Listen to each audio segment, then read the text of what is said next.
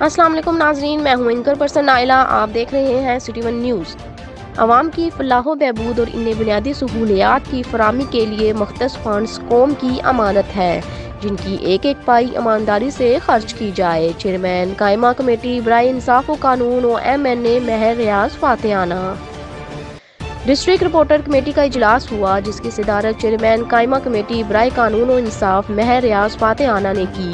اس اجلاس میں DC ٹوبہ عمر Javed, DPO نجیب الرحمان، ADCR محمد نبیر ریاض Sidhu, AC Gojra حسن Nazir, AC Toba Zai شاکر، AC پیر Mahal Rana Ghulam Murtaza, AC Kamalia Muhammad Irfan Hanjra, deputy director development Ahmad Jawad, CEO health doctor Kashif Jawad, CEO education Sohail Azhar Khan, CDO Madid Abbas, DSO Muhammad Jamil, DIO Muhammad Owais Abid, Muhammad Ilyas, Malik Mahmood Nasir سمیت دیگر متعلقہ محکموں کے سربراہان شریک ہوئے۔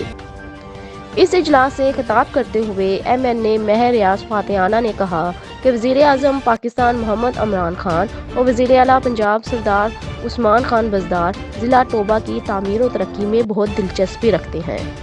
ضلع ٹوبہ میں ہونے والے ترقیاتی کاموں سے ضلع ٹوبہ پنجاب بھر میں نمایاں مقام کا حامل ہوگا۔ حکومت عوام کا معیار زندگی بلند کرنے اور بنیادی سہولیات ان کی دہلیز پر فراہم کرنے کے منصوبے پر گامزن ہے۔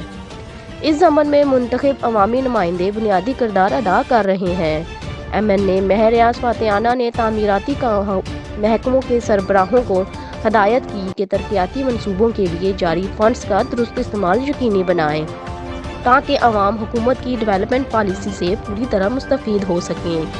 ضلع بھر میں جاری تمام ترقیاتی اسکیموں کو 31 دسمبر تک مکمل کیا جائے۔ اس اجلاس سے DC ٹوبہ عمر جاوید نے بھی خطاب کیا۔